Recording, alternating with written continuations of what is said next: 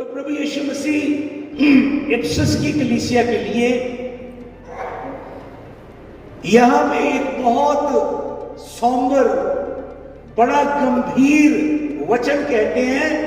यीशु मसीह कहते हैं, remember therefore whence thou art fallen। प्रभु पूरी मंडली को यह कहते हैं कि याद कर, स्मरण कर, तू कितने बुलंदी से नीचे गिरा है। बाइबल में एक और व्यक्ति के विषय में बुलंदी से नीचे गिरने का जिक्र है। मैं समझता हूं आप जानते हैं किसके विषय में कहा गया कि बुलंदी से नीचे गिरा। हालेलुया। वही सेम बात प्रभु यीशु मसीह इफिसस की कलीसिया के लिए कहते हैं, स्मरण कर कि तू कितने बड़ी बुलंदी से नीचे गिरा है। और प्रभु यीशु मसीह क्या कहते हैं? यीशु मसीह कहते हैं तौबा कर। क्या कर? अभी एक डॉक्ट्रिन अमेरिका और सिंगापुर से निकली, पिछले 20 सालों में पूरे विश्व में फैल गई, जिसका नाम है हाइपर ग्रेस थियोलॉजी, जिसमें प्रचारक परमेश्वर के कलाम को तोड़ मरोड़ के इस रीति से पेश करते हैं और कहते हैं कि हमें तौबा करने की जरूरत नहीं है। अगर हम तौबा करते हैं तो हम परमेश्वर की इंसल्ट करते हैं। आपको मालूम, बाइबल में जूइश कल्चर में, यहूदियों के संदर्भ में तौबा को तिशुबा कहा जाता है। तिशुबा का मतलब होता है परमेश्वर की ओर मुड़ना, परमेश्वर की ओर। याकूब यीशु मसीह का आधा भाई अपनी पत्री में लिखता है, परमेश्वर की ओर मुड़ो तो परमेश्वर तुम्हारी ओर मुड़ेगा। तिशुबा का मतलब प्रभु की ओर मुड़ना, जीवते परमेश्वर की ओर मुड़ना।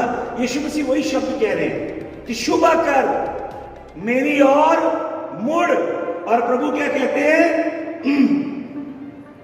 और वही काम कर जो तूने उस समय किए जब मैंने तुझे छुआ था पहली बार, जब पहली बार तूने मेरे प्रेम का स्वाद चखा, जब पहली बार पवित्र आत्मा तेरे ऊपर उतरा, जब पहली बार तू पवित्र आत्मा से परिपूर्ण हुआ, जब पहली बार तूने मेरे जिंदा कलाम का स्वाद चखा, मेरे आत्मा ने तेरे जीवन में ऐसा काम किया कि तेरी आंखों से आंसू की धारा बहती थी।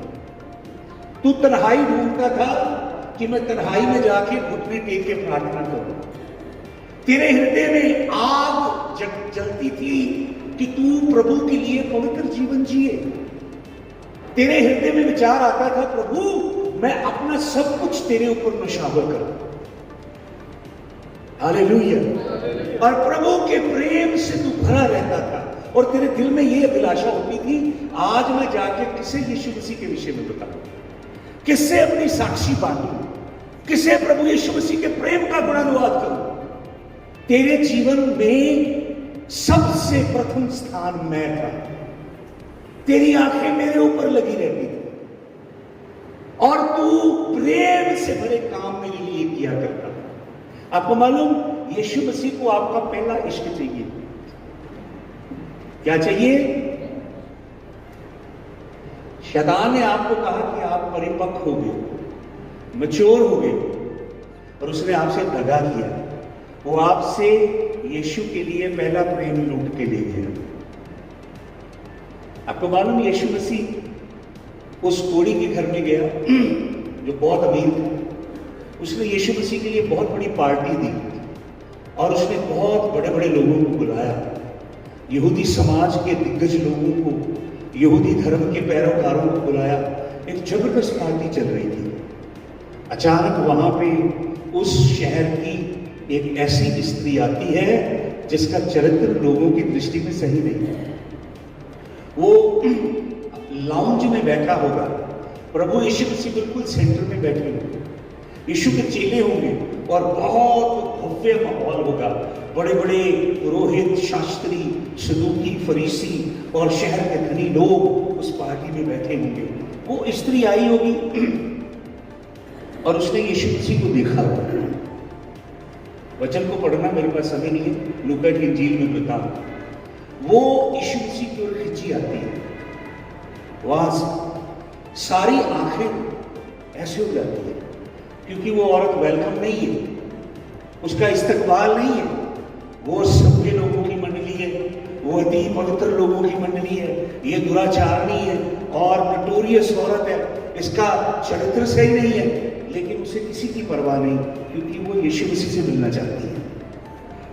उसको तिरस्कार भरी आंखों ने देखा, दिलों ने उसको रिजेक्ट किया, लेकिन वो घुस गई अंदर, शायद गेटकीपर से भिड़ गई होगी। जब उसने प्रभु को देखा, प्रभु की ओर खींची आई। आपको मालूम, उस औरत में बहुत खूबसूरत होगी। मैंने उसके ऊपर जूइश रिसर्च पढ़ी कि वो बहुत खूबसूरत स्त्री थी। वो जब यीशु मसीह के पास आई, उसने यीशु मसीह की आंखों में अपनी आंखें डाली। पहली बार उस औरत ने एक खालिस मर्द की आंखें देखी, एक ऐसी पवित्र आंखें जिसके अंदर वासना नहीं थी। जिस भी मर्द ने उस खूबसूरत औरत को देखा, उसने चाहा कि इसका शरीर मेरा हो जाए, मैं इसकी सुंदरता को भोगूं। आज पहली बार वो औरत अति पवित्र मर्द की आंखें देख रही है, और उसकी आंखों में इस पापी दुराचारी स्त्री को पहली बार प्रेम का समुद्र हिलोरे मारता दिखा। उसकी आंखों में इस औरत के लिए रिजेक्शन नहीं है। हालेलुया। पहली बार ये औरत निर्मल आंखें देख रही है, और उन आंखों में इस औरत के लिए अनंत आशा है। वो औरत वहां से खिंची और वचन पढ़ना, घर जाके वो प्रभु के पास आके पहले खड़ी हुई, फिर ऐसे घुटनों में आ गई, फिर झुक गई, फिर उसकी आंखों से आंसुओं की धारा बहने लगी, और यीशु मसीह के पांव पे गर्म पानी उसकी आंखों में बहने लगा, झरने की तरह। फिर उसने अपने बाल खोले। बाइबल में लिखा है, बाल औरत की महिमा है। उसने अपनी महिमा खोली, अपना जलाल खोला, और किसके पैरों पे रख दिया? उसके पैरों पे रखा जिसने उसको उसकी मां की कोख में बनाया है। हालेलुया। और उसके आंसू से पांव को धो रही है, और बालों से। और यीशु मसीह मस्त है, कुछ नहीं कह रहा, लेकिन जो साथ में फरीसी बैठा है, उसके पेट में बड़ी दर्द होने लगी है। वो अपने मन में कह रहा है, अगर ये बंदा नबी होता। आपको मालूम वो यीशु मसीह को क्या समझता था? वो यीशु मसीह को सिर्फ नबी समझता था। उसे ये नहीं मालूम था कि ये देहधारी परमेश्वर है। लेकिन अब नबी भी नहीं समझ रहा, अब नबी होने से भी उसका इनकार कर रहा। तो प्रभु बहुत जबरदस्त उस्ताद है। प्रभु ने उसके दिल की हलचल पढ़ ली और कहानी शुरू की कि समौन, मुझे तुझसे एक कहानी कहनी है। तो उसने बोला, हाँ प्रभु जी बोलो। उसने पता नहीं लगने दिया प्रभु को कि मेरे अंदर क्या चल रहा है, लेकिन प्रभु को पता है आपके अंदर क्या चल रहा है। अभी जो ख्याल आया हुआ है ना आपके जहन में, प्रभु से जानता है। तो प्रभु ने बोला कि एक बहुत अमीर आदमी था जिसके दो कर्जदार थे। एक ने 50,000 रुपया देना था और एक ने 500 रुपया देना था। उस दयालु शाहूकार ने दोनों को बुलाया और दोनों का कर्जा माफ कर दिया। यीशु मसीह सवाल करते हैं कि तू मुझे बता, उन दोनों में से प्रभु से कौन, उस स्वामी से कौन ज्यादा क्या करेगा? आदर करेगा, मानेगा। बहुत से लोग कहते हैं कि असं यीशु मसीह ਨੂੰ ਮੰਨਦੇ हैं। बाइबल 'ਚ लिखा है, बदलूआ ਤੁਹਾਡੇ ਨਾਲ दुगना काम करती है। वो ਮੰਨਦੀਆਂ ਵੀ ਇਹਦੇ ਨਾਲ ਤੁਸੀਂ ਕੰਬਦੇ नहीं जी। यीशु मसीह कहते कौन ज्यादा प्यार करेगा? फिर यीशु क्या कहते हैं? कहते मैं तेरे घर में आया, तूने मेरे माथे पे भी नहीं चूमा। इस यहूदी लोग मत्थे पे चूमते हैं, फिर पाँव को धोते हैं, फिर जैतून के तेल से मसा करते हैं। यीशु मसीह कहता तूने ये लाड मेरे से लड़ाया ही नहीं, ये प्रेम का प्रगटीकरण किया ही नहीं, अपनी भावनाएं मेरे को डेली नहीं। ये औरत जब से आई है ये हटी नहीं रही। इसके पाप बहुत थे, सारे क्या हो गए? यीशु मसीह ने कोई मुनादी नहीं की, कोई प्रचार नहीं किया। यीशु मसीह ने यह भी नहीं किया तौबा करने की तू नरक चली जाएगी, कुछ नहीं किया। यीशु मसीह की हजूरी इतनी जगाती है, यीशु मसीह की हजूरी पत्थर को भी पिघला देती। कल रात हम लुधियाना में मीटिंग कर रहे थे, वहाँ पे लोगों ने, गांव के लोगों ने बेअदबी का मसला बनाना चाहा, क्योंकि जिस ग्राउंड में स्टेडियम की मीटिंग थी वहाँ पे महाराजा रणजीत सिंह का कोई स्मारक बना था और क्वायर की बहनें जूती लेके अंदर चली गई। उन्होंने वीडियो बना के यूट्यूब पे डाल दिए और बड़ा मसला बनाना चाह रहे थे। बहुत पुलिस आ गई, CID आ गई और उस दरमियान मैं प्रचार कर रहा था। बहुत सारी CID पुलिस सबको उन्होंने बिठाया बुला के, पूरे 50 मिनट उन्होंने कलाम सुना। पुलिस के बड़े अफसर थे और वो पास्टर जी को क्या कह के गए, हमें बाइबल चाहिए अभी, ये बंदे ने जो यीशु मसीह पेश किया है इस यीशु को हम जानना चाहते हैं। पास्टर को at the spot Bible arrange करके देनी पड़ी पुलिस के बड़े अधिकारियों को और CID के अधिकारियों को। जब यीशु मसीह आएगा तब कोई मसला नहीं खड़ा होगा। ये पंजाब में मसले पता है क्यों खड़े हो रहे हैं? क्योंकि यीशु मसीह नहीं है। आप वीडियो की लड़ाइयाँ लड़ रहे हो, आप एक्शन कमेटियाँ बना रहे हो, पादरियों की एसोसिएशन बना रहे हो, जो काम आपको करना चाहिए वो आप कर नहीं रहे हो। ये इसलिए बीस्ट शैतान खड़ा हो रहा है क्योंकि प्रभु के नाम पे लोग घसुट की जा रही है, जो प्रभु को पसंद नहीं है। समझ रहे आप? खैर ये मेरा विषय नहीं है आज, तो मैं आपको बताना चाहता हूँ प्रभु इस पूरी मंडली को, आपको मालूम इफिसस जो था एजियन सी के ऊपर बसा हुआ एक अद्भुत शहर था, समुद्र के किनारे पे। इसके ऊपर नॉर्थ साइड में पूरा यूरोप है और 3 राउट निकलते थे यहाँ से। बहुत ही ज्यादा खसूसी जगह थी इफिसस। एक रास्ता ईस्ट की तरफ बेबीलोन को जाता था, लौदीकिया की ओर से हो। दूसरा रास्ता यूरोप की ओर जाता था, स्मरना की ओर से होकर। स्मरना भी एक चर्च है। तीसरा रास्ता टस्मेनिया की ओर जाता था। ये बहुत इंपॉर्टेंट सी रूट था और इफिसस में बहुत बड़ी सी पोर्ट थी। दुनिया भर के समुद्री जहाज यहाँ पे आते थे। रोमी लोगों की कॉलोनी थी, रोम की बटालियन, ये कैंटोनमेंट थी वहाँ पे। रोम के बड़े बड़े चुनिंदा अफसर वहाँ पे रहते थे। ये कॉस्मोपॉलिटन शहर था। ये शहर में यूरोप के अलग अलग देशों के, अफ्रीका के अलग अलग देशों के, एशिया माइनर के अलग अलग देशों के लोग रहते थे। इफिसस में इनफैक्ट बड़े रिच, अमीर, धनी लोग रहते थे और ये एजुकेशन की हब थी, पढ़ाई लिखाई का सेंटर हुआ करता था।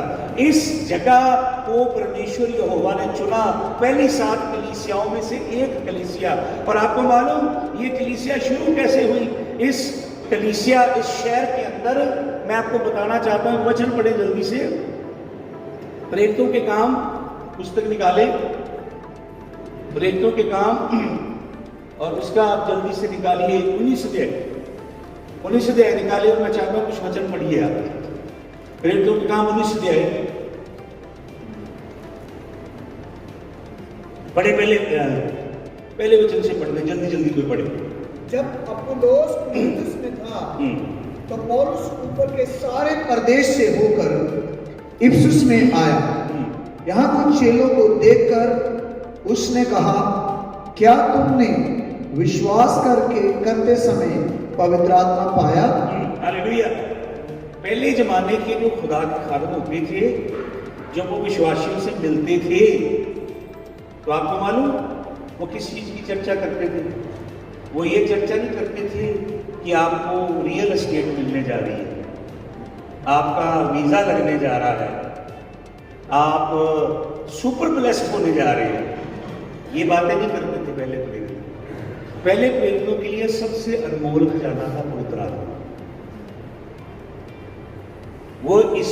वो ये पूछने की बजाय कि तुम्हारे अकाउंटों में मिरेकल मनी आई या नहीं, ये पूछते थे कि क्या तुम्हारे अंदर पवित्र आत्मा आया या। देखिए कहां से किधर चली गई ये कलीसिया, देख लीजिए आप। भविष्यवाणियां शैतान की रूह से हो रही है, यहोवा के रूह से नहीं है। शरीर को ग्रेटिफाई करने वाली, जिस्मानी भोग विलास की सामग्री लोगों को मुहैया करने वाली भविष्यवाणियां ये झूठे नबी कर रहे हैं, जिनका अंत बहुत बुरा है। इन्हें मालूम नहीं है ये। हजारों की भीड़ इनके पीछे है, समझते हैं हम बड़े कामयाब हैं और समझते हैं कि हमारा अंत बहुत भला होगा। आज मैं आपको वचन से बताऊंगा अंत कितना बुरा होने वाला। तो प्रेरित पूछते थे कि क्या तुमने पवित्र आत्मा पाया, लेकिन ये अपुल्लोस के द्वारा जो यूहन्ना तक का प्रचार करता था, जिसने यूहन्ना का बपतिस्मा लिया था। आपको मालूम बाइबल में कई बपतिस्मे, कई लोग यीशु के नाम के बपतिस्मे की मनाती करते हैं। ये यीशु के नाम का बपतिस्मा यीशु मसीह के नाम में इमर्स करना नहीं है। यीशु के नाम का बपतिस्मा असल में पिता पुत्र पवित्र आत्मा के नाम का बपतिस्मा। इसे अलग क्यों किया गया? क्योंकि यूहन्ना का बपतिस्मा भी वहां पे चल रहा था और यूहन्ना के बपतिस्मे को अलग करने के लिए प्रेरित लूका एक टर्म यूज करता है, यीशु का बपतिस्मा। समझ रहे? बपतिस्मा को तवीला कहते हैं हिब्रू भाषा में, और कई तरह के बपतिस्मे यहूदी लोग किया करते थे। बपतिस्मे का असली अभिप्राय असल में कुंड में बहते पानी में स्नान करना होता है। बाइबल में नए नियम की जो असली शिक्षा है ग्रीक भाषा में, उसमें जो असली बपतिस्मा है वो है यीशु मसीह के खून में अपने आप को रंगना। ये है बपतिस्मा। बपतिस्मे के लिए दो शब्द बैप्टो बैप्टिस्मोस, इनका अनुवाद नहीं किया गया। ये शब्दों का असली मतलब है जैसे एक औरत अपने बालों को मेहंदी लगाती है, वैसे यीशु मसीह के लहू में रंग जाना। ये ग्रीक हाउस होल्ड टर्म थी। यूनानी लोग समझते थे बपतिस्मे का मतलब क्या, यीशु के खून से अपने आप को रंगना, ये है बपतिस्मा। तो ये जो लोग अपुल्लोस के द्वारा प्रभु में आए थे, तो प्रेरित पौलुस इनके पास पहुंचता है और इन्हें परमेश्वर के स्वर्ग के राज्य का वचन बताता है, और ये लोग बपतिस्मा लेते हैं और पवित्र आत्मा से भरते और अन्य अन्य भाषाएं बोलते हैं। 6 वचन में लिखा है, और 7 वचन पढ़िए इसका, 7 वचन। ये सब लगभग 12 पुरुष थे। कौन थे? कितने थे? ये 12 जवान भाई थे। ध्यान से सुनिए। इफिसस शहर में रहते थे। एक ऐसा शहर जो एक बहुत बड़ा कॉस्मोपॉलिटन शहर था, एक ऐसा शहर जो multi ethnic multi cultural city था। अलग अलग सभ्यता, अलग अलग संस्कृति, अलग अलग देश, अलग अलग भाषा बोलने वाले, अलग अलग कल्चर वाले लोग, एक मेल्टिंग पॉट था ये शहर एफिसस। और यहाँ पे एक कलीसिया का निर्माण परमेश्वर का आत्मा करता है 12 जवान भाइयों के द्वारा। ये 12 जवान भाई प्रभु के लिए पवित्र जीवन जीते हैं, धर्मी जीवन जीते हैं और यीशु मसीह के नाम की मनादी करते हैं, और एक कलीसिया की स्थापना एफिसस में होने लगती है। और नए नियम में जो पत्रियां लिखी गई हैं, उनमें से सबसे गहरी पत्री लिखी गई एफिसस की कलीसिया के नाम। प्रेरित पौलुस, अब मैं कुछ वचन देना चाहता हूं आपको। आप पढ़िए इसका 20 अध्याय, प्रेरितों के काम का 20 अध्याय जी, और आप आए इसके 17 वचन। प्रेरितों के काम 20 अध्याय का 17 वचन। उसने मिलेतुस से इफिसुस में कहला भेजा और कलीसिया के प्राचीनों को बुलवाया। अब देखिए ध्यान से, मैं आपको रेफरेंस देता हूं, घर जाके पढ़ना। प्रेरित पौलुस ने 3 मिशनरी यात्राएं की, पहली, दूसरी, तीसरी। उसके बाद चौथा वॉयज हुआ जब वो रोम में गया और उसे जेल में डाल दिया गया, और फिर थोड़े समय के लिए छोड़ा गया और वो किराए के घर पे रहता था और परमेश्वर के राज्य का प्रचार करता था। फिर उसे जेल में डाला गया। एक जमीन के अंदर मार्बल की केव है, मैं वो देख के आया, जिसके अंदर प्रेरित पौलुस को रखा गया, जहां पे सूर्य की रोशनी भी, और उस जो गुफा है ना मार्बल की, उसके अंदर ऐसे कड़े बने हैं, वो कड़ों के बीच में से जंजीर पौलुस के हाथों को बांध के रखती, पांव को ऐसे स्टॉक में डाला जाता था। प्रेरित पौलुस की निगरानी करने के लिए कैप्टन रैंक के फौजी लगाए हुए थे। डोमिशियन जो था, पहले नीरो, उसके बाद डोमिशियन, ये शैतानी आत्मा से भरे रोमी शासक थे जो मसीहत को कुचलना चाहते थे, लेकिन वो मसीहत को कुचल उनका नाम इतिहास के पन्नों में चला गया। हालेलुया। यीशु मसीह की कलीसिया आज भी पूरे विश्व में यीशु मसीह का परचम फहरा रही है। हालेलुया।